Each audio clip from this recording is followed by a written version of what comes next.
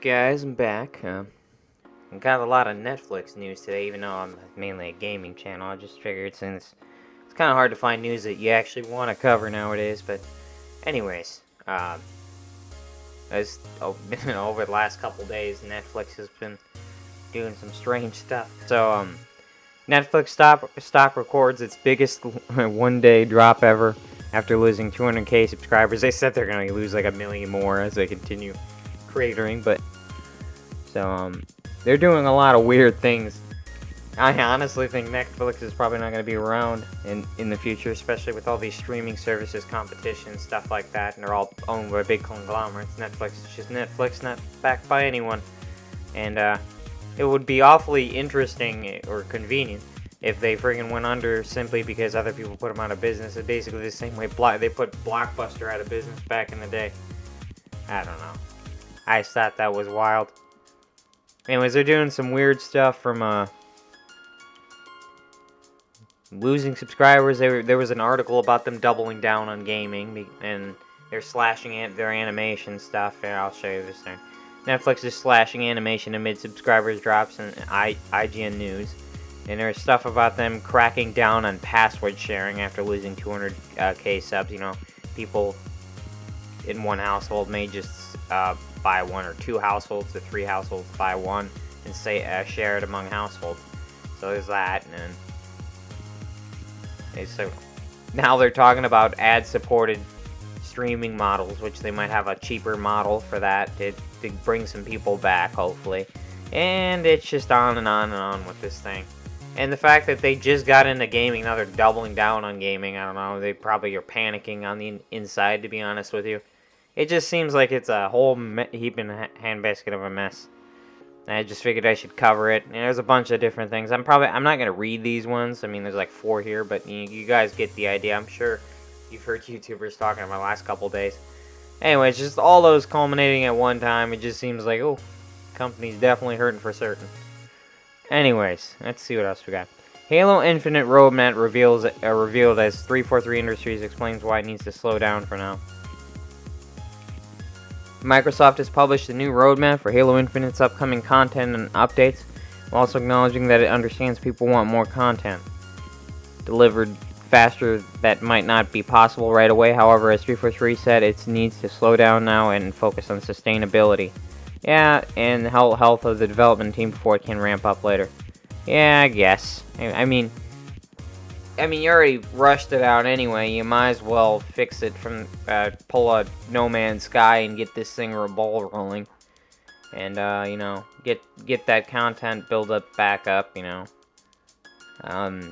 it should have been delayed, I guess, in a sense. There's no excuse of why it should have been thrown out in this state. But at the end of the day, it's what's done is done. You have to work with that. I still think it'll be fine because Microsoft owns the property, so you know, they got a lot of money. So even if they were to go 2 years, just 2 years without any payoff from getting this thing back on the rails, we're pumping out content, I'm sure they would do it. It's one of their biggest game properties, so I don't see why they wouldn't. In a blog post, 343 started off by making it clear that the roadmap is subject to change. While it should be accurate and reliable, 343 cannot make any promises. The roadmap's timeframe will also expand as we announce longer-term initiatives. In other words, this roadmap is an evolving document, and we'll let you know when we make changes to it, 343 said. I don't know, this kind of reminds me a lot when Fallout 76 came out. They were kind of just like, yep, we're fixing it ever so slowly, too. The roadmap includes this upcoming Season 2 Lone Wolves on May 3rd, which comes with 2 new multiplayer maps, new modes like Last Spartan Standing, and more narrative events, among other things. Check out the roadmap below to see more of what's coming in Season 2 and beyond. There's co-op campaign. They're trying to target an August release for that. Whether they get that out in August, and I don't remember what they were saying about Forge Off, and I would assume that's probably going to be 6 months even further away. They were talking about something like that. I have no idea when we're going to get Forge, guys, I'm going to be honest with you. I just, you know, it's just one thing after another with this. I'm a Halo fan, but even I can see why people are getting irritated. Call of Duty Modern Warfare 2 announced teaser as Infinity Ward's Twitter goes dark. So they might be pushing out Modern Warfare 2 this year. The official reveal of Call of Duty Modern Warfare 2 appears to be imminent as Infinity Ward's Twitter goes dark. Furthermore, its header image appears to be featuring ghosts and lurking shadows. If you head to Infinity Ward's Twitter, you will notice that its profile picture is all black, which companies have done before ahead of a big reveal. IW's header image also appears to be a black image, but you can still see the faintest image if you look close enough.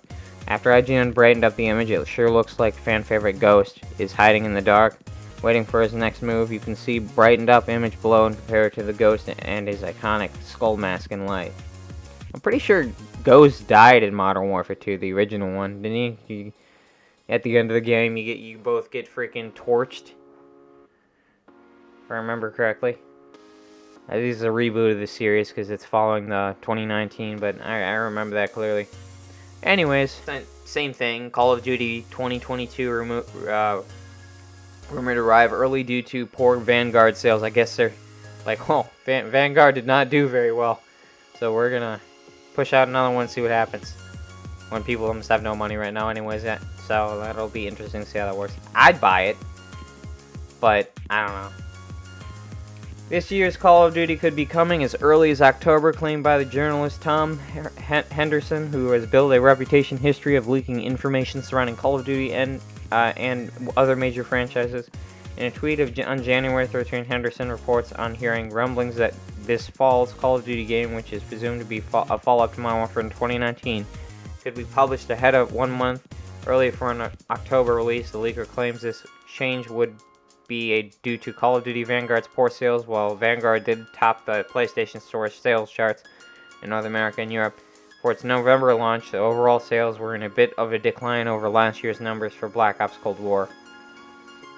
Henderson also added that the early launch of Call of Duty 2022 would bring a big update called Call of Duty Warzone shortly after. However, this Warzone report seems to follow suit with past titles, as Raven Software integrated both 2020's Black Ops Cold War and 2021's Vanguard into Warzone within a month or two of each game's release. They're coming up with a whole new Warzone for this one. Okay. So here's my thing. Like, hopefully they don't rush this one out as companies have been doing recently. Hopefully, you'd think Activision has learned their lessons through watching other freaking companies fail on release. I mean, like, it just seems like it's... I'm really wondering how early in development this game is, to be honest with you, because I'm really worried if they're just going to rush it out like Halo did, Battlefield, I don't want it to be the latest freaking title to fail on launch. I mean, they're doing it because Vanguard failed to begin with, so, I don't know. You guys tell me. Anyways, with that out of the way, any news I don't get here, I'll post on my Twitter, and I'll see you guys in the next video.